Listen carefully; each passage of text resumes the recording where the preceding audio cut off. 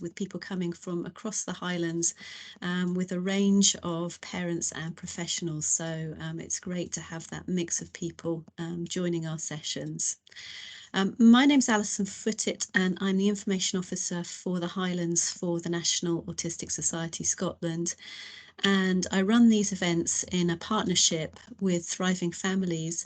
And Nicki, who is our speaker today, is from the Thriving Families team. And we run them with the support of the Pines. So Fiona from the Pines reception team is doing all our admin today. So Fiona will have let you into the meeting from the lobby today and did all the organisation. So we're very grateful for that support.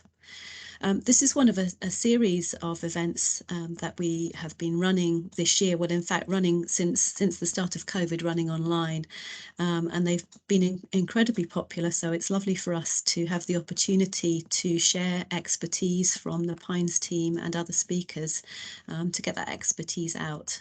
So it's great to have that opportunity for us. In terms of services, if you've not been to any of our events before, both Thriving Families and my National Autistic Society service are commissioned by the Highland Council, which means that we're funded to provide information services in the Highland area. My services are specialising in autism, so if you have any questions about autism before or after diagnosis or as a professional, you can get in touch with me. And the Thriving Families team can help with questions about any additional support needs, and are real experts as well in terms of education support.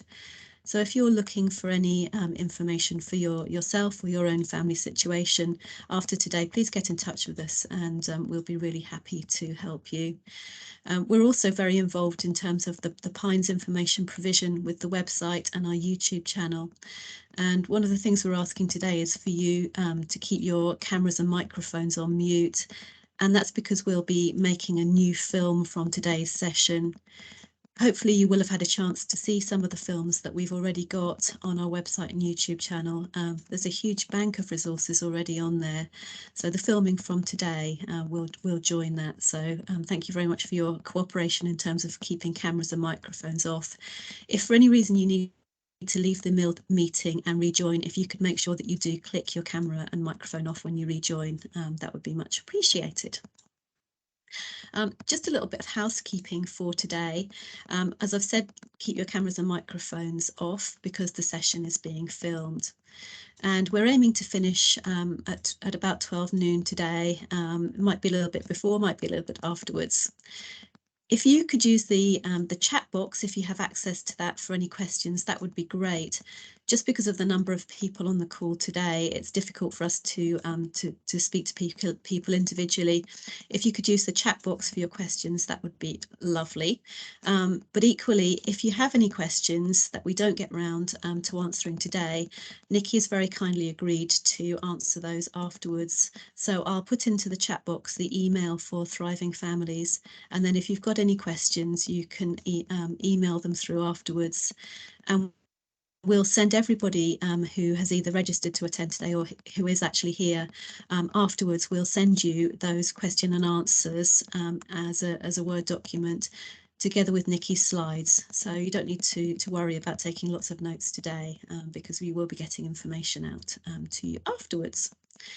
And we will put a link to our survey at the end. We really appreciate you filling out that survey. It just helps us in continuing our funding from the Highland Council to keep running these events.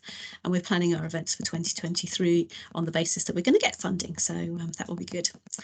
And just a plug for our next session, which is on the 3rd of November. And we're going to be running both a daytime and a twilight session that day. So the daytime from 10:30 till 12 and the twilight from 6 till 7:30. And we've got the lovely Rachel Geddes joining us. If you've seen any of our Pines films, you would have seen Rachel. She is absolutely brilliant. She's going to be talking about the teenage years and pre-teenage years. And I think it's going to be a question and answer session. So Rachel will be making a film before that, which we'd like you to watch and then join us for the questions. So that promises to be a great session. So on to today's session. Well, I'm really delighted to welcome Nicki as our guest speaker today. As I said, Nicki is part of the Thriving Families team, but she is also a qualified decider skills trainer. And when I first met Nicki, when she joined the team, she told me about the decider, and I thought, oh, that sounds like a great topic for us to cover in our Pine sessions. And I'm very pleased that you said yes, Nicki. I hope you didn't feel pressured, but it's lovely that you're able to join us. So I'm really looking forward to finding out more about the decider. And I know that the aim of today is to equip us all with at least one takeaway skill, which we can put into practice almost immediately to help ourselves and the people that we support to benefit mental health and managing emotions. So it sounds like a really beneficial topic. So thank you again, Nicki, and I will hand over to you. Oh, thanks so much for that warm welcome. Can you hear me, Alison? I'm just checking that everything's coming through okay. That's good. It is. That's great. Oh, that's great. Well, I'm just going to swap now and share my screen. So bear with me a second while I do that. I'm going to use side-by-side mode because I want you to be able to see the slides and me, believe it or not because I'm some sort of narcissist who wants to see herself on the screen and keep smiling at myself, but just because I may be using a few props today, and it would be good if you could see those quite clearly. So bear with me while I just sort this out. Yeah, that looks fine. If I just go into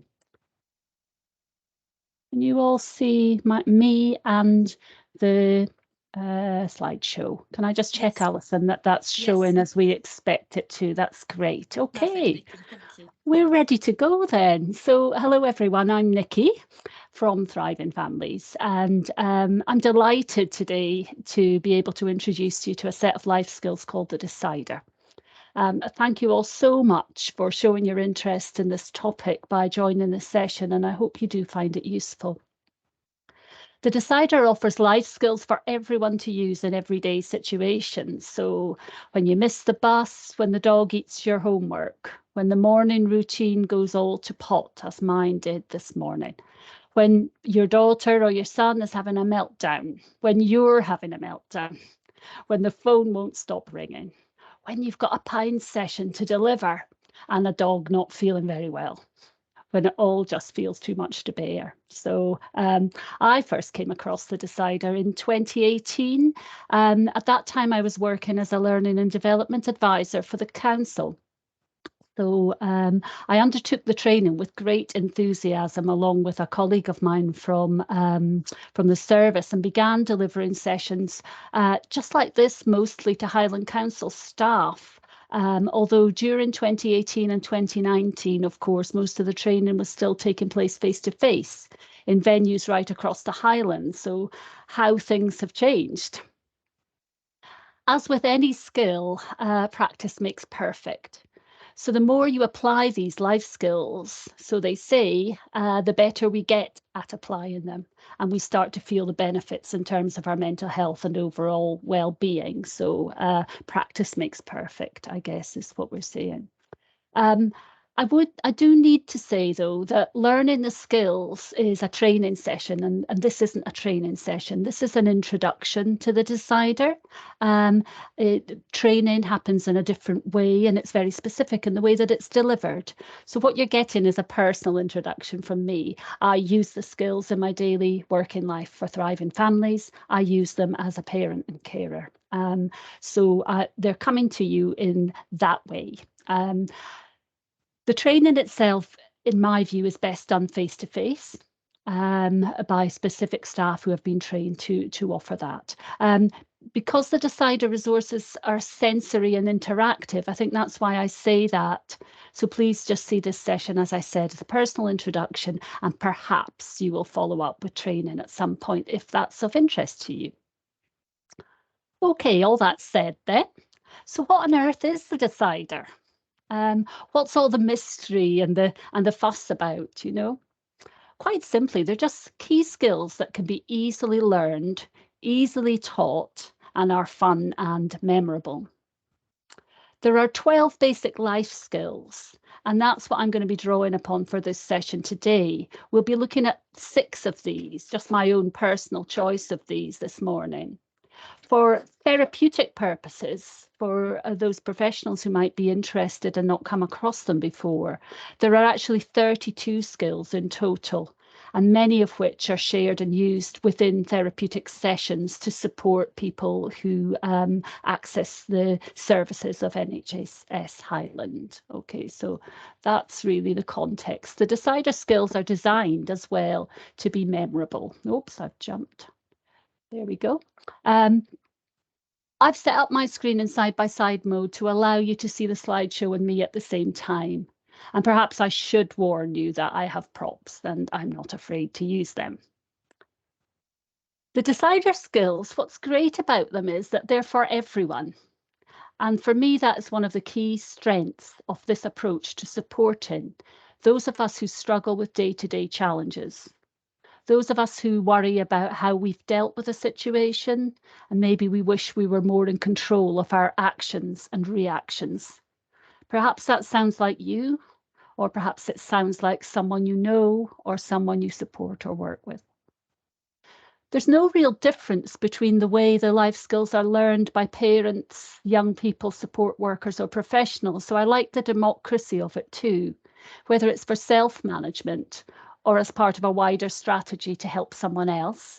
The whole idea is that they're shared resources, a shared language, if you like, for how we can all look after our mental health in the face of significant or persistent pressure and challenge.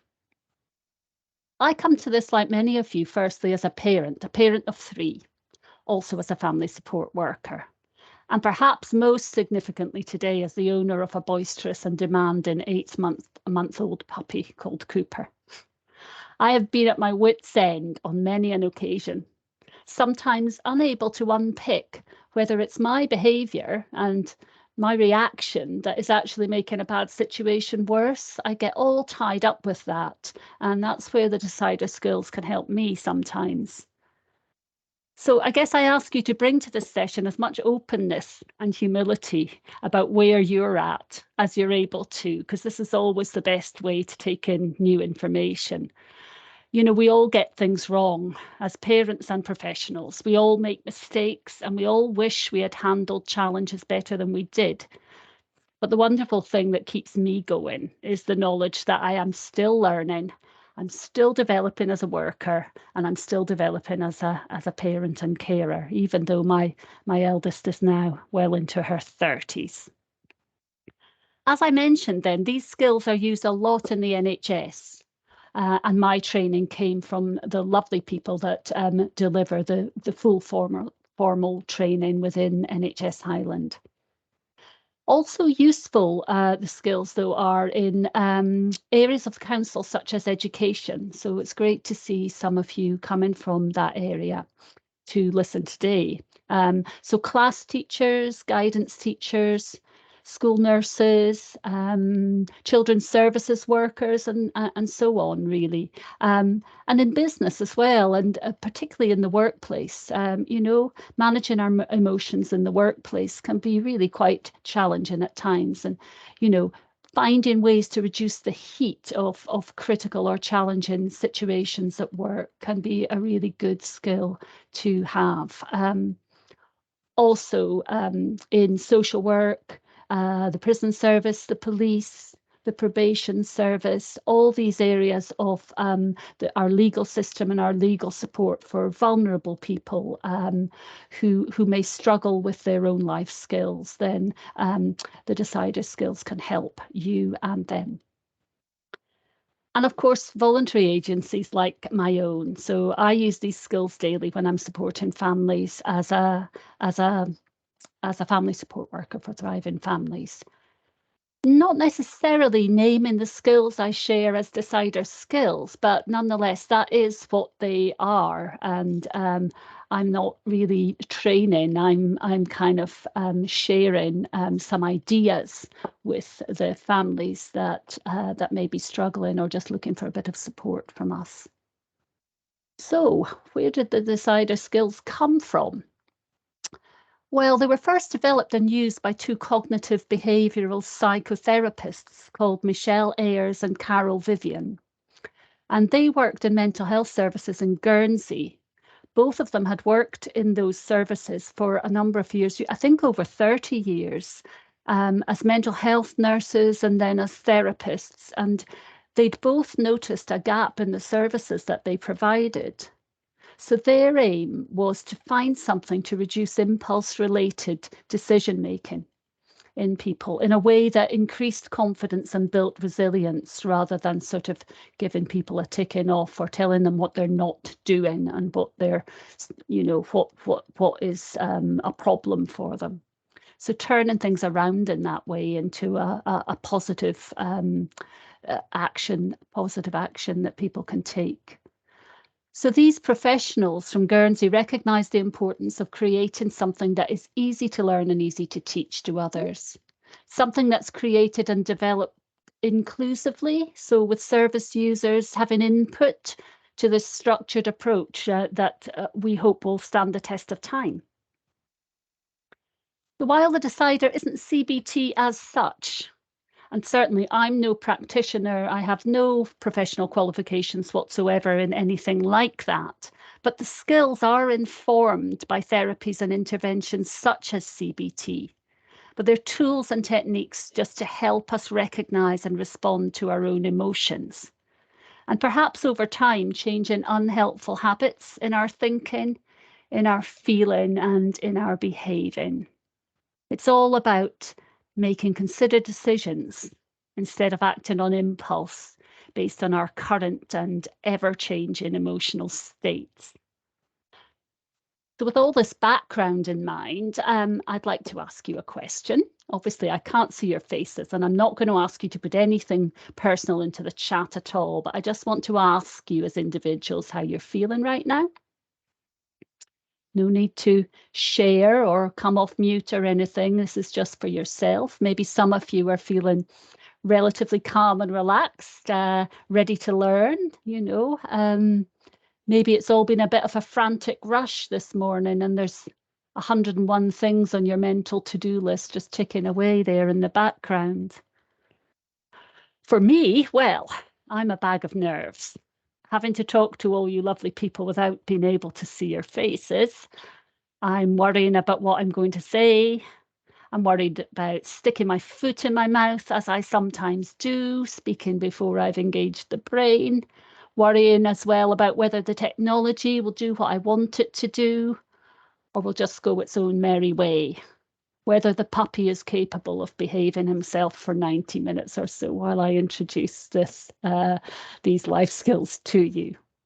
As I say, it's not a training session, it's an introduction to the skills. So, I'm hopeful that you'll pick up enough to get the idea and take it wherever you want to take it. So, if I was a bottle of Coke, this morning, I would be a little bit shaken up. So here's my can of Coke. Sorry, I'm just going to bring it into view there. I'm working from my daughter's bedroom and I really want to keep it on blur so that you can't see all the Simpsons posters and get distracted with what she's got around and about. So yeah, I'd be a bit shaken up, a bit on the fizzy side. And how do I know this? Well, I know this by noticing what's going on in my body. And that's really the essence of what we call the fizz. The decider skills describe the fizz, and we are, if you like, all bottles of Coke that get dropped from a height or shaken up in a school bag or are rattling about in the footbed of your car or whatever. We can feel the fizz by tuning into our physical bodies, and I find this enormously helpful. The play on words is intended, so we make the connection between the fizz, our emotional state, and our physical body. My hands are a little bit shaky, so my stomach is churning for sure. And my skin has a tendency to go hot and red as soon as I know that people's attention is on me. So you get the picture. On a scale of 1 to 10, where 10 is completely fizzed out and frazzled, I probably start a session like this at about a 7. And I usually settle down to about a 4 or a 5 as the session gets going. And with a bit of luck, with the adrenaline going and things, I will stabilize at something like about 3 or 4, where I'm excited and interested enough to have that adrenaline going and to keep you engaged, but not so overexcited that I start going wayward and talking rubbish and perhaps just losing attention myself. Okay. And that's as long as everything goes to plan. If things don't go to plan, when something goes wrong, I feel the fizz, and that scale goes up. Everything starts to get a little bit fizzed up, like the can of Coke here. But it's the same thing. When I get angry, I feel the fizz. When I get excited about something I'm interested in or I want to do, or a party, I feel the fizz too. And when I get anxious, I feel that fizzy feeling as well. So the fizz is the physical signs in our body that tell us something about our emotional state. So when I get upset, it's easy for me to react impulsively because I'm all fizzed up.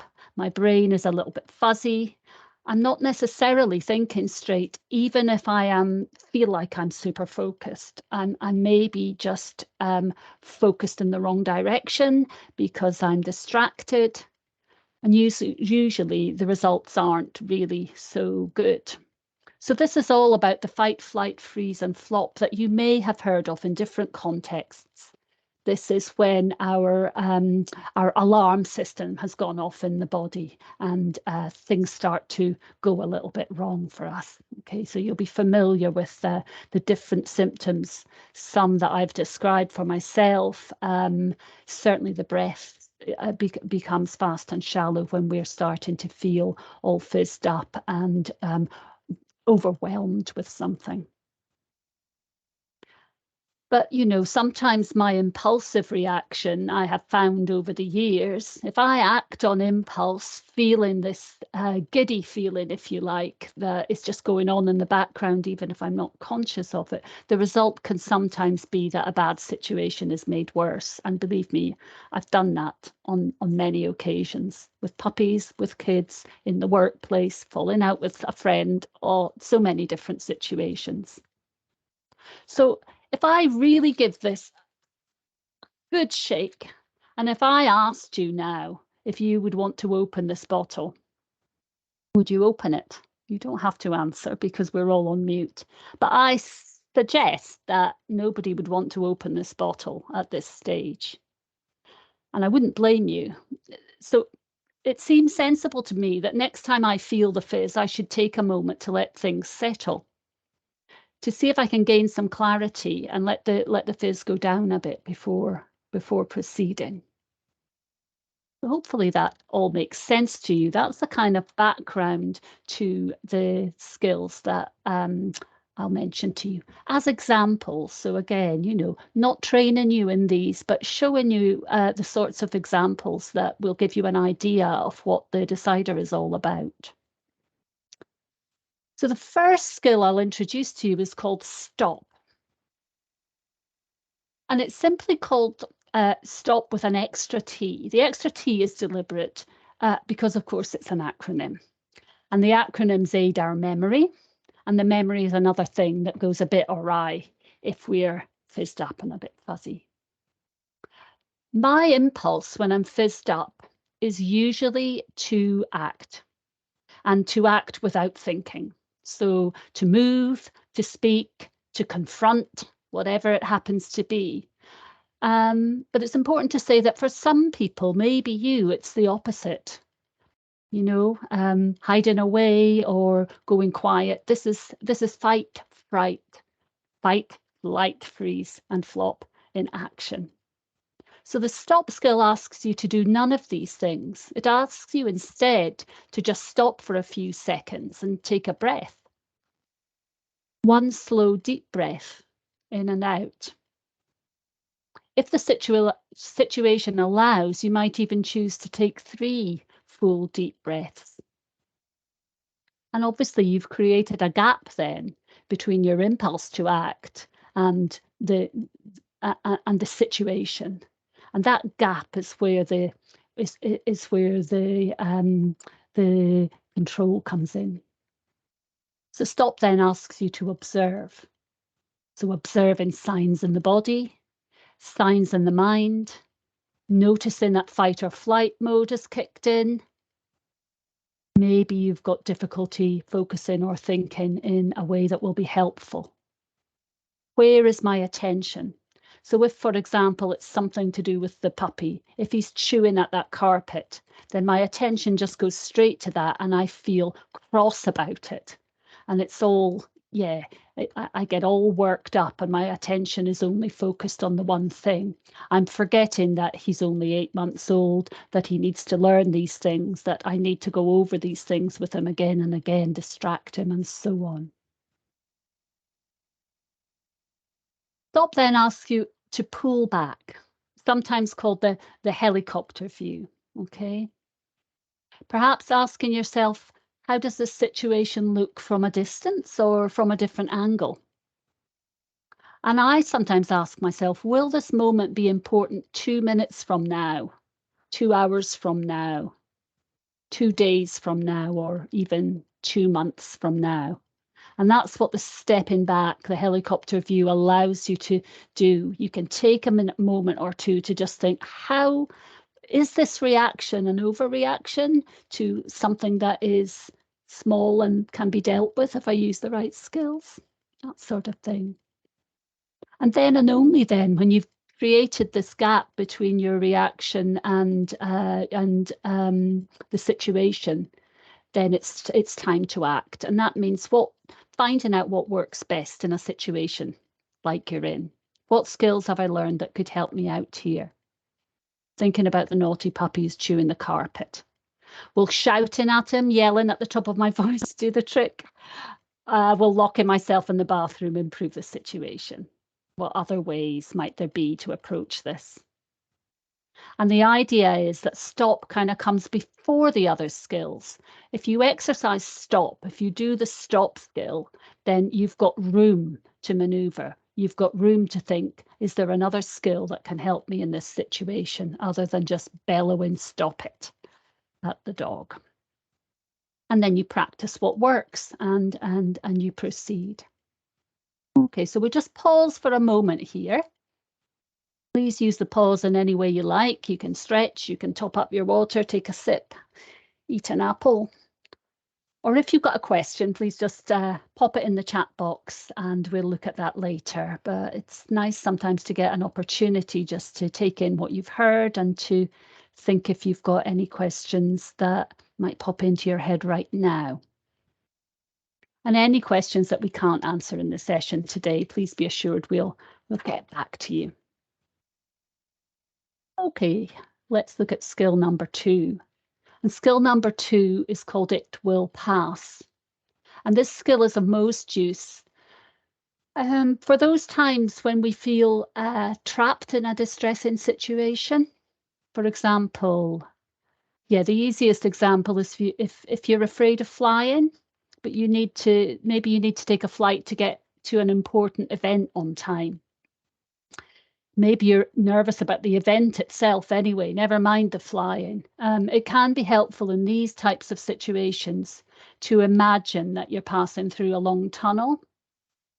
And while you travel through the tunnel, it's dark, maybe it's scary, maybe it feels claustrophobic, or you're unsure of where you are and feeling lost, afraid. So you might want to run away or find a way to escape the situation, but neither of these options will actually help the situation. It must be seen through. So It Will Pass is for those situations that just have to be seen through. Perhaps it's a meeting you've been dreading. You just have to keep going until you reach the end. And the emotion of being afraid is an uncomfortable one. We know that. It's not something that we would wish on ourselves or others. But we also know that it will pass. You won't be in the tunnel forever, and there's light at the end of it. Oh, I did think that I had a little prop here. If you just bear with me, I might be able to find it. Can't find it just now. That's because it's behind the laptop. There we go. So this is what they use in the decider skills. This is a kitchen roll holder or for poster or something like that. And you imagine that you're going into a situation. So you're the car and then you go into the tunnel, whatever that difficult situation is. But there is an end to it. So it's time limited in some way, even if you don't know how long that's going to be. And it doesn't feel good while you're right in the middle. That car's right in the middle now of this tube that I've got as my prop. But we do know that if we can just hold out and get through it, we will come out the other end. And that's it, we'll pass. So it will pass helps us to tolerate distressing feelings for a time. It also helps us with acceptance. It helps me to accept that some situations cannot be run away from. They can't be avoided, and sometimes they can't be changed in any way that I have the power to do. All I can do is keep going, knowing, just like traveling through a tunnel, that it will pass. So from personal experience, I remember nights when the children were very young, when a child of mine would be unwell or unable to sleep. And on nights like that, they always seemed to come up when I'd been at work in a stressful job all day. I was tired, and maybe my daughter needed me to be there with her as a comfort to her with my presence through the night. I needed to be awake and alert for her if she was unwell, being sick, whatever it happens to be, when all I really wanted to do was sleep. And I guess there's some comfort in telling myself, as I did back then, without knowing that it was a specific skill, just telling myself that this situation wouldn't last forever, that change is inevitable and this will pass. So maybe there are situations in your own life that you can think of where this skill might be useful. I'm not asking you to share these during the session at all, but it is useful to note for ourselves where we might use a skill like this. Remember the car and the tube. Remember the image on the slide. Or maybe it's easier for you to remember the words, "It will pass." So again, just a wee pause for a moment or two before we move on to the next skill. An opportunity for you to add any comments into the chat or any questions that you have.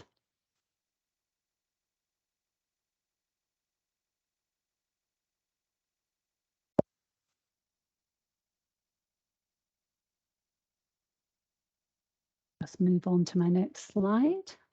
Oh, yes. Okay.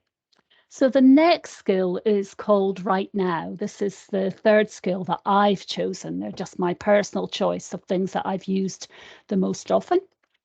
And this is a grounding skill, a practical. I like it because it's practical, because it's about grounding. It's simple and it's immediate. It can help us or someone we care for straight away. And there's a real benefit to that. It helps us when we're overwhelmed by upsetting thoughts, uncomfortable feelings, anything like that. Again, this could be a flight taking off if you've got a fear of flying, or if a child is afraid of something, overwhelmed with fear and anxiety, and you want to help that child. Right now is about calming that Coke bottle right now, changing our current emotional state, reducing distress by grounding ourselves in the here and now. And a practice similar to this is often used in the military, I'm told, by a colleague that I worked with who had been a soldier before he came to join the organisation I was with. And I know as a yoga teacher that it's often used in yoga and in assertiveness training. We used it a lot in that. And I understand it's also used in certain spiritual practices too. So it's a skill that's widely used in different settings and situations. And I think it's because it's so simple and effective.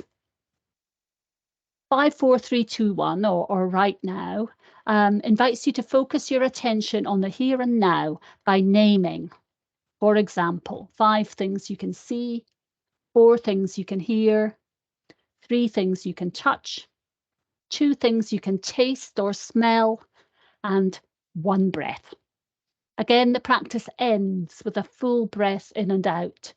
And that's a really powerful, simple practice in itself. You hear a lot about the breaths these days, and I don't want to get too much into the sort of yoga mindset, but we do know that breathing deeply can switch us from the sympathetic nervous system to the parasympathetic. So from fight or flight, for example, to something calmer, more rest and digest. So breathing is a tool in itself.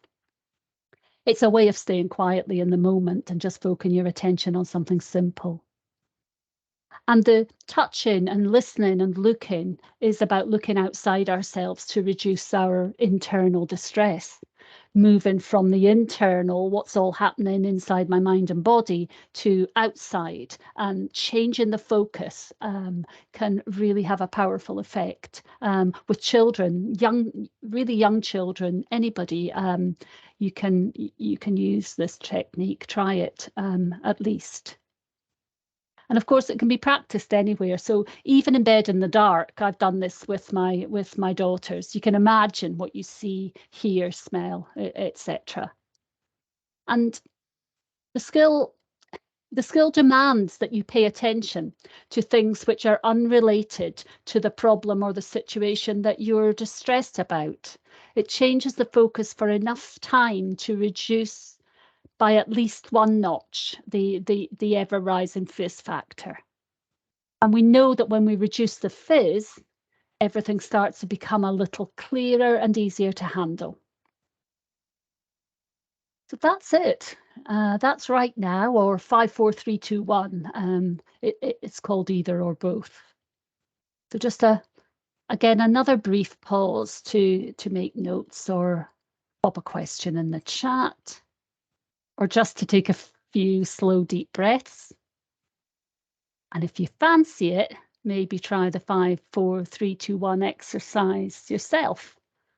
So sitting here in my daughter's room, 5 things I can see. I can see a Simpsons poster. I can see a lovely paper butterfly origami thing. I can see a can of Coke. I can see a bicycle helmet. My goodness. And I can see a little toy car.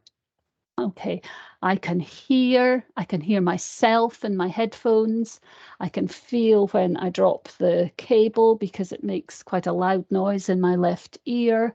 I can hear a distant buzz of the computer, and I can hear the dog coming up the stairs. 3 things I can touch right now. I can touch the wood of the table. I can touch the cotton of my top. I can touch my own skin. Things I can smell or taste right now, well, I can just sniff the coffee and taste it if I want to. And I end with 1 deep, slow breath, focusing on my breathing, noticing that I'm just here in this moment right now. Okay, let's move on to another one. What's the next one? Let me see. Yes, I like this one. This is fact or opinion. So back to when we're feeling the fizz. So that's a strong emotion that we might be feeling, and it powers our thoughts, and our opinions are then formed or reinforced. That's my understanding of how this works. But as I say, I'm not a therapist or an expert in this. This is just observation of my own body and what's going on in my own emotions. Often if I'm upset, negative emotions get strengthened, making me feel worse and more stuck, more upset. And it's almost like, it's like a downward spiral for me. If I start this negative self-talk, it all starts to spiral downwards. And I find it very hard to pick myself back up from that. So here's an example to illustrate what I mean. Imagine that you're out on the main street in your local town and a friend walks past without saying hello. Maybe you think to yourself, she didn't notice me. All is well, and you just move on. But maybe you find yourself thinking, she ignored me. She deliberately ignored me. I know she did. A different matter, isn't it? And it results in a different emotional state. Even acting it, I start to feel something happening inside my body, and there's a reaction there. So I suppose what I'm saying is our opinions affect our emotional state, and it's often in a negative way. By learning to separate fact from opinion, we can help ourselves and others to lessen that pull of the downward spiral. That's the way that I see it. So if we return to the scenario of the scenario of the friend in the street who walked past me, the only fact here is that a person walked past me. Everything else is opinion. It's our own way of making sense of a situation that we encounter. It's the story we create around a simple fact, and we all do it. I'm not immune by any means, having used the decider skills. I'm not immune to making up stories about these mundane things that happen. And maybe this is something that you've done too. So facts are opinions. If I was to ask you what was a fact, I won't ask you to pop it in the chat. I'll just maybe sort of share my thoughts about it. Maybe they'll be similar to yours. So for me, a fact is evidence. It's evidence to support a truth. And there's no argument, is there, to be had about a fact. It's black or it's white. It just is. And facts are driven by rational thought. Okay, so the head, engaging the head. And facts, if required, would stand up to scrutiny in a court of law, let's say. Heavyweights. Facts are heavyweights, and I think that's what the image is about there. And what's an opinion? Well, for me, an opinion is based on something that's based on my own beliefs, my own stories about situations, and opinions can change, whereas facts remain as they are. Opinions are also driven by emotion. They're driven more by the heart, aren't they? And opinions can be argued about. They can be argued about till the cows come home. And what I find is the more I state my opinions, the more fixed they become, until in the end I start to believe them as facts.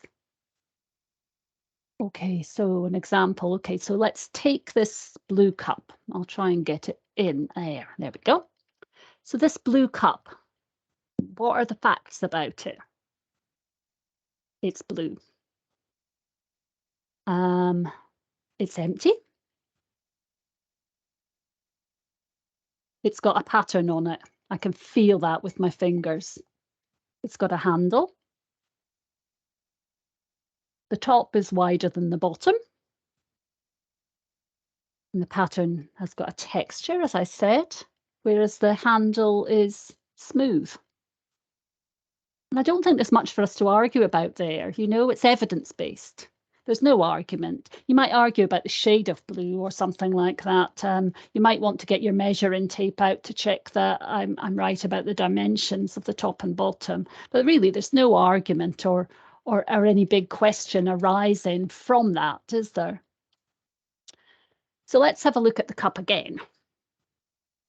Maybe it's a mug, actually, but I'm not going to get into that. I'm not going to go down that road because it won't help with the argument that I'm putting to you, the skill I'm demonstrating. So opinions that I have about this cup. I might say, this cup's ugly. I might say, it looks cheap. Everybody will know that I got it from B&M for 50p. It's like an old granny's mug that some old granny would have her cocoa in. It's totally uncool. Yeah, it's an unfashionable cup. This is a cup for losers. It's my cup, I'm a loser. So do you see what's happened with the opinions thing? So that's just, you know, we're just talking about a cup after all, but, you know, imagine that I was talking about a person, or imagine that I was talking about myself instead of just a mug. I think that that would feel different, okay? I think there'd be more emotional weight to that. And I think it would be more unkind and perhaps even damaging to have these opinions and to solidify them by going over them again. And yeah, that's maybe something to mention, that the more fuel we give to our opinions, especially the negative ones, excuse me, the more intensely we feel that distress. Leaning into our opinions and giving them ground and space offers them validity that I don't feel they deserve. It maintains that vicious cycle of fueling our own distress and then the impulsive actions that we then do as a result. Negative self-talk is the best example of this, I think. So the fact or opinion skill helps us to think differently and to change our emotional response. So if somebody maybe, I use something like it a lot when my very anxious daughter was a teenager. She had a lot of negative self-talk, and I would help her to unpick fact from opinion. Well, do you really know that? How do you know that that's true? That sort of thing. Just teasing things out with her and separating the facts from the opinions. And yeah, sometimes it helped to do that with her. It was a support of a kind, and it helped her brain to work in perhaps a different way and reduce the emotional intensity that she's feeling at that time. Gives her space to choose her actions based on what is real.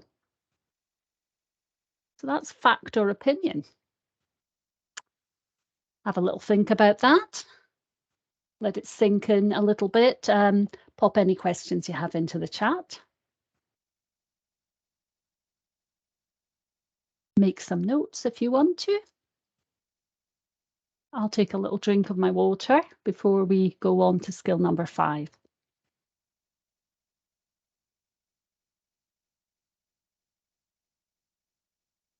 Okay, assuming you're all still there and with me, because I can't see anybody. Let's move on to skill 5, the one that I've chosen as an example here for this introduction to the decider skills. We've got crystal clear. And I've chosen this one because it's a little bit different to the other ones. This skill is useful in communication. So if we need to express ourselves in a clear and effective way. So if we want to be listened to and understood, and it's important for us that that happens, it's vital that we can communicate clearly and concisely. No beating about the bush, no wavering and havering, no hints and mixed messages, all that kind of passive aggressive stuff. No blaming or expecting people to guess the hidden meaning that you've tucked away somewhere in your haverings. So, you know, I have a tendency to do that with domestic chores in the house. So I have a 16-year-old son, and his job is actually to put the bins out each week. And because we live quite remotely, he has to take the wheelie bin quite a distance over a little footbridge and out to the main road. And he's big and strong and more than capable of that. But more often than not, he seems just not to be there when the bin needs to go out, and I end up doing it. Or maybe there's a football match on the Thursday evening or something like that, and my husband and my son are just sitting watching the football match, and I'm just dropping hints left, right and centre bin day tomorrow, I'll say, or I'll start emptying the bin in the living room in front of them into a black bin bag and say, oh, well, you know, I suppose I'll have to do this myself again, etc., etc. But I'm not actually asking for anything. I'm not being at all clear by havering away like that. Now, I didn't find a crystal today. I think I must have hidden them from the dog. But if you look at the image of the crystal and just note all the different facets to it, this is a useful way of reminding us, yes, it's clear, but it's also got different angles and perspectives. So there's not just your perspective on a situation. There's not just your way of looking at things. And also sometimes it's hard with all those different angles to actually get to the point. Now, being crystal clear is about, it's also about how we say yes and how we say no. And many of us, I know, find saying no a hard thing to do. But, you know, if we muddy the waters by saying yes when we mean no, it can actually lead to worse problems further down the line because, you know, we haven't been honest, we haven't been clear, and we end up perhaps feeling resentful about doing something that we agreed to do, but we wish we hadn't. And the acronym for crystal clear uses the first letters of the word clear. Again, it's to help us memorize the key points. And what it reminds us to do in our communication is to be concise.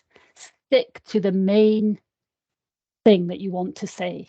Be concise and precise. Be lucid and logical. So walk the person you're communicating with from one step to the other in a logical way. Try and avoid all the emotion-filled stuff, all the blaming and the negative stuff that can sometimes sneak into what could be a simple conversation. Excuse me. And look for assertive behavior. So that's, you know, that's not any of this passive aggressive stuff. It's not just saying going the martyr about the bins or whatever it happens to be. It's just putting your best foot forward and being clear and honest. And it's also about being realistic. Okay, so not demanding the impossible, say, of a professional you're working with, or your husband, or your wife, or your kids. You know, being realistic and being prepared to repeat your request or your statement as often as is necessary to be heard. So I've a little example of this. Imagine your daughter is having problems at school, and you find an opportunity to speak to the head teacher about it one day, and imagine that this is what you say. So I'm going to just read what I've written here. My daughter came home from school yesterday a wee bit upset, a bit down, you know. I'm a wee bit concerned that maybe, you know, I'm not saying there's anything wrong with your school or the teacher or anything like that. You know, the new class teacher seems nice enough. She waves at me now and then when she sees me in the playground, which is lovely. And my daughter likes her hair and the clothes she wears, but she's maybe not understanding what she's on about all the time. You know what I mean? My daughter's quite shy and all that. She hasn't got very good speech, I know that. So I'm not really sure what she's upset about. But anyway, I thought I'd let you know, and I'm really glad we had this wee chat. I feel better now. So not crystal clear at all. That's the havering and taking a while to get round to the point. That's just an example of that I came up with last night. But, you know, there is a message in there, and it's a message of concern from a parent to a head teacher, and so it really deserves better communication than it's had. There's a message in the statement that needs to be taken note of, but it isn't clear. It's not concise either, and it doesn't get to the point. So how about this instead? My daughter Julia in primary 3 came home crying yesterday, and I want to find out what happened to cause this. This has happened on 2 other occasions at the end of the school day since she moved into P3. I'm concerned that Julia isn't understanding the lessons and isn't getting the support she needs. I asked the class teacher for a review after 2 weeks in case the child's plan needs adjusting, but this has not been done. I need to find out what's upsetting her. Okay. So I'm not sure if it's crystal clear, but it's a bit clearer, isn't it? And it gives the head teacher an opportunity to respond and to understand what he or she might need to do next, and to reassure and to focus on those aspects of the issue that really matter to that parent and are important for that child. Okay. So can you see, hopefully, how crystal clear can help you to get your point across when you need to? I do hope so. It's a different kind of skill. It's a communication skill. And it's one of the decider skills, just a slightly different one to give you a bit of a view of the different styles of skill that are on offer with a decider. Okay, any questions or any points, comments, any thoughts at all, just pop them in the chat.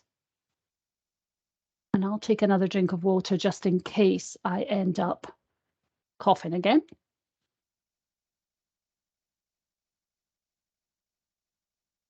And we'll move on to the 6th and final skill from the decider skills.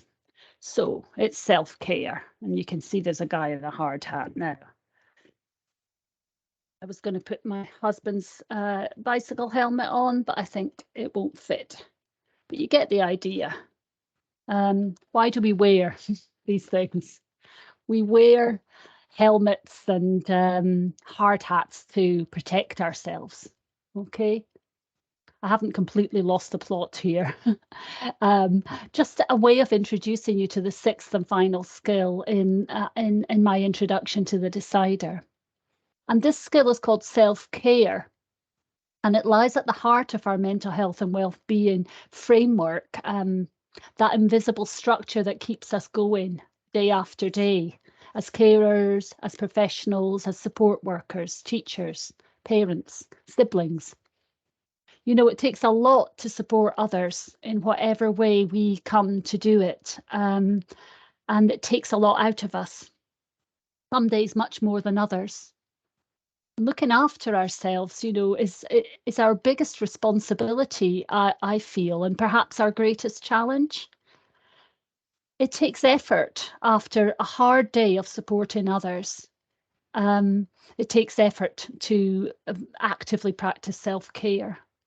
But it can lead to good decision making, and it can help us to keep afloat in the stormy seas of life. Self-care is a way of keeping ourselves healthy. It's a way of being mindful of changes in our bodies or our minds, which might point to an issue that would need to be addressed. A headache, a backache, negative thoughts, patterns of thinking, worries and fears that get in the way and restrict us. So the decider offers us skills to develop around self-care, to treat illness, to encourage us to treat illness if we become unwell, not to just ignore it, hoping it'll go away, to give ourselves a break when we need it, to recognise when we're tired, to recognise when we're lacking focus, when our decision making is becoming poor because of a health issue or a worry or an emotional state. And self-care is up to us, not as children, obviously, but, you know, self-care can sometimes really come into its own with teenagers. I'm thinking again as a mother of 3, and, you know, it's that stage where as children, we as parents are responsible for their self-care, and we hopefully lead by example, and we show them what's important, and we take them to the dentist and we take them to the doctor, and we get them used to doing things like washing themselves and getting to bed on time and all that. And then it just all goes out the window then when we start to let go and offer guidance to teenagers rather than instruction or cajoling or whatever it happens to be. And then you notice that it's that transition point where teenagers are perhaps starting to want to take responsibility for themselves and to create a little bit of distance from you as their carer, but perhaps they haven't got the wherewithal to do it in a way that is really helpful to them.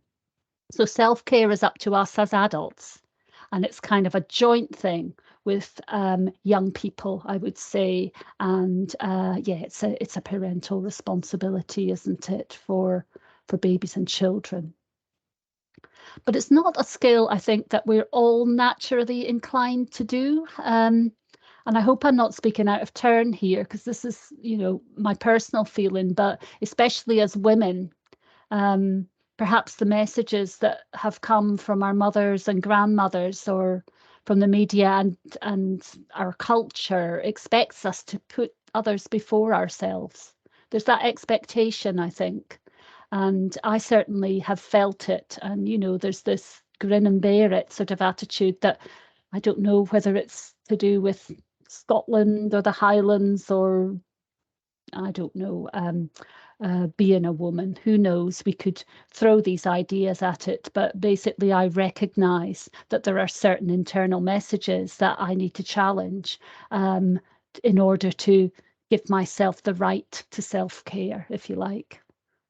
And the self-care with the bicycle helmet, for example, the bicycle helmet is self-care. It's a protection, but it has to come first. It has to come before you actually get on the bike and go somewhere. So I put my bike helmet on before I go cycling, and builders will put their hard hats on before they go on site. And with decider training, it would help you to learn effective ways to protect yourself from poor health, from emotional distress, as far as possible within our own complex lives. And just knowing that resilience is not a given may help, you know. It's not a fact that the more I put up with, the more I'm able to put up with. I've discovered this over the years.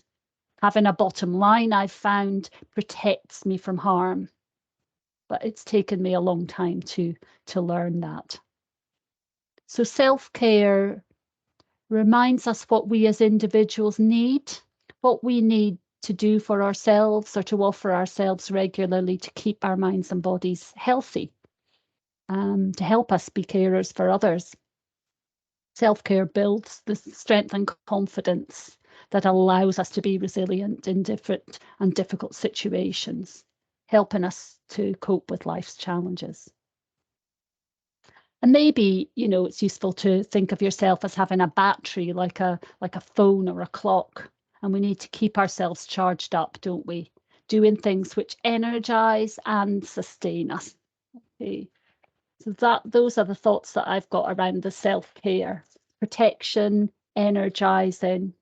So the last prop of the day, folks, is my self-care kit, my wee self-care bag. Let me show you what I've got in it today. You'll all have different bags. And you know, I kind of got this idea from a family I was working with in Thriving Families. I was speaking to a mum and she was amazing. She was under amazing pressure in all different situations in her life, but she always thought about what would help her daughter when they went out and about. And she had a coping bag for her. And inside it, she had all the things that would help her autistic daughter to cope in situations where that she couldn't control and where she might just need a bit of help and support. So what have I got in my bag? Well, I've got my bottle of water. I keep pointing it in the wrong direction, but hopefully you can see that there. I've got my water bottle to keep myself hydrated and to keep myself feeling healthy as the day gets on. If I start to get a headache, first thing I do is I take a big drink of water, because that's what I was taught by my mother. What else have I got in here? Ah, yes, I've got a homegrown tomato, folks. I'm very proud of these. I became a gardener during lockdown, perhaps like quite a few of you, and I find it very soothing. But also, you know, you get nice fresh veg, fruit and veg if you're successful with your gardening. So yeah, that's really a symbol of my pursuit of gardening. And in terms of activity and exercise, I've got my dog's lead, because as you know, I've got a puppy, and a very demanding one at that. But boy, have I developed some fitness and some aerobic capacity by walking that Hungarian Vizsla of mine. What else have I got in it? Oh yeah, I've got a DVD. I love the Muppets. That's for those chill out times that hopefully we can all manage to get. And this, yeah, this is a reminder from NHS Highland that I have a screening that I need to attend. This is about self-care at its most basic, I suppose, you know, looking after our physical bodies and getting things checked out and using the services that are available to us. What else have I got in here? I've got chamomile tea bags. Yeah, chamomile tea, just to as a reminder for calming end to the day, if at all possible, and the importance of sleep. There's more in here. Oh yes, it's my singing bowl. That's about yoga and meditation, which helps me, and maybe it helps you too. You'll have your own things that you like to do, but yoga's the thing that I practice. And there's the basher that goes with it. Oh yeah, and I do like to write as well, so I always carry a notebook. So I write my little writing ideas for stories and things in there. I have a book because I like reading as well. And oh yes, I've got my key ring is a helicopter. I don't know if you can see that, but that's to remind me of the helicopter view. That reminds me when I get all fizzed up and upset about a certain situation, that it reminds me to step back and look at things from either a different angle or from the broader view. So that's my key is on that key ring for that reason. Okie doke, that's what's in my bag today. And it might change from time to time as well. I don't actually carry the bag around, but there's quite a few things in there that if I was going to a friend's for the weekend or whatever, I would definitely take with me. So yeah, it's kind of a symbolic and real at the same time. I've also got my phone because the Stop app is on my phone. And I just have a little look at that just now. Bear with me while I try and get this going. Will it recognise me? Yep, come out of that and go in here. So I just wanted to share with you this app. I don't know if you're going to be able to see it, but on my phone, I've got the Stop app, and it's free to download just from the Apple Store or whatever kind of phone you've got. It's free to download, and it will talk you through, or it will visually show you the stop skill. So my daughter uses this when she travels by bus or things like that on her own. My daughter's autistic, an autistic adult, and she's got that on her phone because sometimes she'll just listen to it through her earphones very discreetly on the bus if she starts to feel anxious about being late for her work or whatever it happens to be. And I use it as well on the odd occasion. So that's another thing that I carry with me. And I do wonder if any of you find it as difficult as me to get the balance right between meeting the needs of others and meeting our own needs. It's a constant thing that I have to work at. And it's a common thing, I believe, especially for those of us in a caring role. And maybe your self-care kit will include other things that don't really fit in a bag. So things that I'm thinking about might be approaching friends or family for support or respite. Maybe an application form to the council for respite care. Maybe you'd like to find out more about getting exploring the adult carer support plan, that kind of thing. Maybe you need to give Connecting Carers in Highland a ring about these things, or about checking that you're receiving all the benefits that you're entitled to as a carer. These things are important, and they all class as self-care in my book. Maybe it's getting support for having your voice heard. Maybe you've looked at the crystal clear skill and thought, well, that's all very well, but I would find that too difficult to do on my own. And, Partners in Advocacy is an example of an organisation that might be able to help you in that regard. Or maybe it's just a matter of making sure you get what me and my daughter call a stolen snooze in the middle of the day. So, if you've been up with children during the night, or you've got worries and things on your mind, is it possible to have that sneaky snooze for half an hour or an hour after lunch, just before you pick up the kids from school? Or can you crash on the sofa for half an hour and watch an episode of your favourite TV show before it's time to go on and do something else for someone? So there are resources on the Decider website, like the one that springs to mind is a weekly planner, which can be used if you're like me and you struggle to find the balance between work, rest, and play. They've got ideas, things that you can download on the website for free there.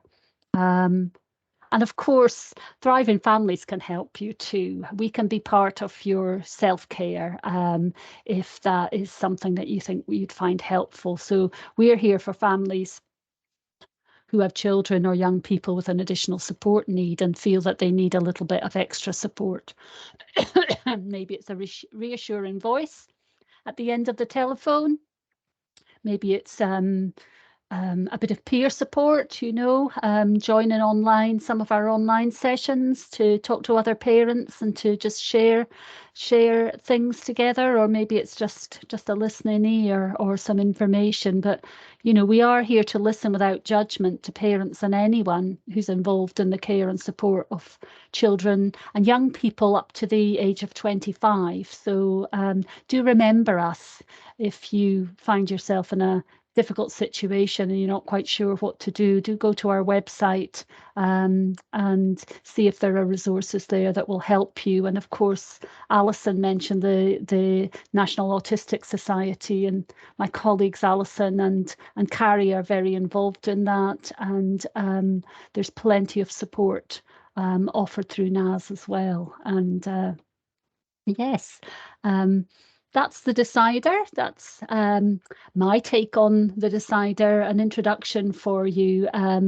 If you go onto the website, there's lots of information about how you might get formal training. If, for example, you're a professional and you'd actually like to use these skills, share them with people you're supporting, then you would need the full training for that. And there are different ways of getting that. But there are people in NHS Highland who have been delivering this on a regular basis, once or twice a year for quite some time.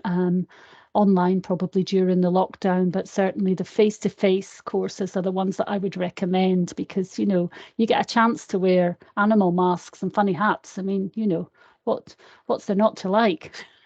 You might say everything. And maybe the online course is for you if it's of interest to you. But yeah, I think that's me finished for today. All I'd like to say is, are you still there? And thanks for coming.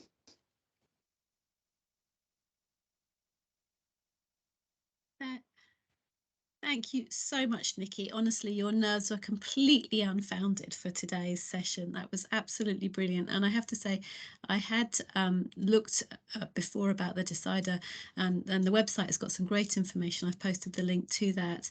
But your presentation has really brought it to life. And I think particularly, the visuals, the props that you've used and the images, they will really stay with me. The idea of the tunnel and the car in the tunnel, and the crystal clear communication as well. I think, for anyone, the example you gave about a parent talking to the school, what a difference between your two different styles of communication and how clear the second one was. So I'm sure everybody like me has got some skills to take away, which I know was your aim of today's session. So a huge thank you. We do have a couple of things in the chat if you'd be happy Yeah, to answer those. That's great. absolutely. Thank you.